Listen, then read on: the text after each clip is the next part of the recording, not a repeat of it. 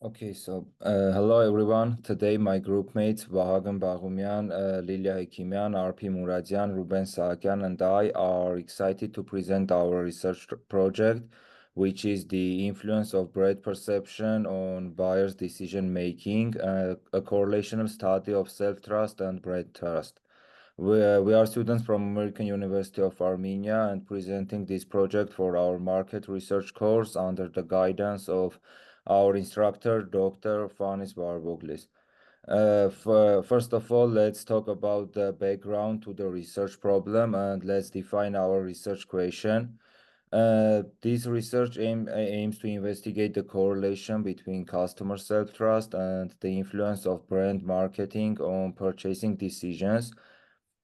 The research is grounded on the hypothesis that individuals with a higher level of self-trust exhibit lower susceptibility of branding efforts. The survey is designed to measure two primary variables, the self-trust level of consumers and their reported influence of brand on purchasing behaviors. And our research question is there a correlation between influence of a brand and the buyer's self-trust during the process of buying a product? Now, RP and Ruben will talk about the methodology part. So our research lies in the convergence between two different types of research designs. As seen here, going left to right, the first is a tool that is used to gather information about a certain phenomenon. And in our work, we use this approach to observe and describe a relationship. Then going towards the right, the correlational design investigates relationships using non-experimental types of qualitative research with no external influence from us, the researchers. So we want to understand what the correlation is between our two main topics, which is self-trust and the trust in brands and brand influence. And for these methods, we used as data collection a questionnaire. This is because a survey helps us understand relationships between data points, which we turn these insights into patterns and we can find trends within the variables that we find in our data sets. It is also one of the most cost-effective methods to gather descriptive data. And for university-level researchers such as ourselves, cost effectivity is a major advantage. Now on to my fellow researcher Ruben for a more detailed description of our sampling process and survey. Okay, hi Professor. So let me walk you through our research. Our survey was designed to strike a balance between gathering enough data and being realistic about time and resources because both were limited for us. This means we collected a good amount of information without going too overboard or stretching ourselves thin. This is why we surveyed 148 participants and aged between 18 to 65, and we used a convenience sampling method. Which means we picked participants based on the practicality. It was our family members, friends, etc. So basically our study is both thorough and practical, and it gives us reliable results and without being too tricky and being manageable. Now Lilia and Vahag will present the findings of our research. Thank you, Ruben. Now about the findings. So before moving on to the final correlational research, we have interpreted and analyzed some data based on the results of our survey. So on the next slide, we can, moving on to the next slide, we can see that the 58.3% can we please go a slide back? In this slide, we can see that 58.3% of our participants were female, whereas 39 were males. And from the educational perspective, as you can see, we have the majority part of the bachelor's degree. Now, moving on to the next slide. we have the age and employment status rate. So as you can see, the age group distribution for our survey participants was 47.3% for the age group of 18 to 24, and the majority of the employment status distribution was 39.8%, and they were students. And now, coming up next, we have conducted some analysis also here.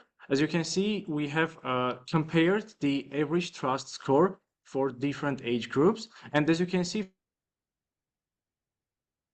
for the age groups from 18 to 24 up to the age groups of 55 to 65, here we have a gradual decrease of the scores, and now the 18 to 24 years old people are leading with their average trust score. Moving on to the next slide, we have the IFB score, which means the influence from brand score for age groups. And you can see here that the age group of 25 to 34-year-old participants are leading here with the average influence from brand score by their age group. Moving on to the next slide, we have the trust score for men versus women. So here we have women leading by just 0.03 units of the average trust score. And next we have the IFB score for men versus women, coming up into the next slide, where we can see that women are also leading with the interest from influence from brand score, again by a very little unit, which is 0.4. In the next chart, we have done the comparison of the trust score by their employment status. So we have the highest level of trust score for the unemployed people, which is 3.22. And finally,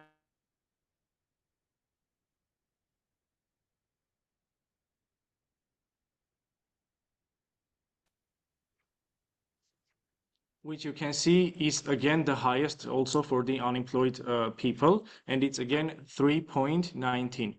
Now, moving on to the next slide, Lilia will talk about the analysis that we did with Jamovi. Thank you, everyone. Now we'll talk a little bit about the correlation that we found. So first of all, is the hesitation to express preferences and brand loyalty. We have a negative correlation here, which might suggest that more assertive individuals are more confident in exploring various options rather than sticking to familiar brands. And all the other correlations with averages and other correlations, factor analysis, all of this prove that our hypothesis, we reject our hypothesis, and it is rather the opposite of what we thought it will be.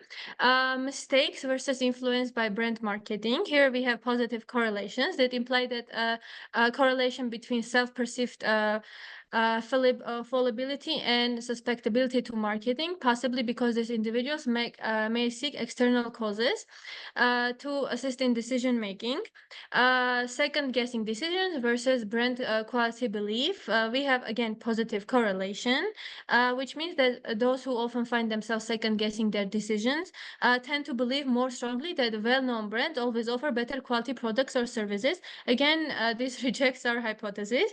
Understanding of preferences versus trust and intuition. We have positive correlation, and for the brand loyalty versus second guessing decision, we have negative actually correlation here, and this negative correlation suggests that individuals who frequently second guess their decisions are less likely to purchase products simply due to brand loyalty when similar alternatives are available. So these correlations are really good, presenting really good how our hypothesis was the opposite. And next slide, please.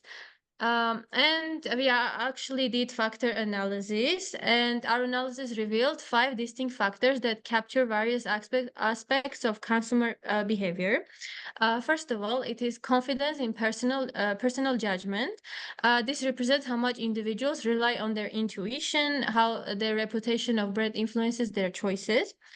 This factor is a significant indicator of how personal trust is and judgment can affect purchasing decisions. Second factor is brand loyalty and influence. The second factor focuses on brand loyalty and the influence of marketing efforts, and the rest are additional factors such as frequency of second guessing oneself, the impact of external opinions on choices of individuals, and what actually our factory analysis revealed. High factor loadings for questions about intuition and brand reputations, and thus indicate that there are significant drivers in decision making and purchasing behaviors. This correlation between factors show how these dimensions are related. For example, a moderate positive correlation between, as you can see, factor 1 and factor 2 suggests that individuals who trust their judgment also tend to value brand reputation. And you can see the Bartlett's test of sphericity. This in the factor analysis, this means that if the p-value is less than 0.001, this means that our factor analysis makes sense. If it's higher than that, it means that we don't need to do the factor analysis because it is not valid. However, we got good scores. This means that it is valid and it makes sense to include this in our research. As for the usage, we can say that these factors allow the marketing specialists to understand how they can use this. For example, enhancing brand reputation could appeal more to those who trust their intuition in making purchasing decisions. Similarly, focusing on loyalty programs could resonate with those influenced by brand loyalty. This is how the marketing specialists can use this research. Thank you, and Vahag now will present additional research. Okay, so moving on from the Jamovi, we have also decided to kind of do our analysis with a more holistic approach, and like instead of taking different sub-variables that we had from our survey results, we decided to only take two of the most important variables, the interest from brand score and also the average trust score of participants. And we have conducted this analysis using Python. So in the first screenshot, which is in the top left corner, you can see that we have imported the necessary data with a CSV format. We've basically created 3 columns with the participant ID, their average trust score, and their average brand influence score. And on the lower screenshot, you can see the code. It's actually visible only partially. We have created this correlation matrix, which does kind of our analysis with a more holistic approach, as I've mentioned. So as you can see, we found out that the correlation score according to the matrix of Python was 0.087. So if we interpret this using the percentages, according to Python, this is 8.7% correlational score, which means that there is a very weak positive score of correlation between these two variables, and Python uses p-value and other statistical measures to give these results. And using this, as Lilia has also mentioned, we can again reject our initial hypothesis, as there is barely any linear relationship between these two variables. And now moving on.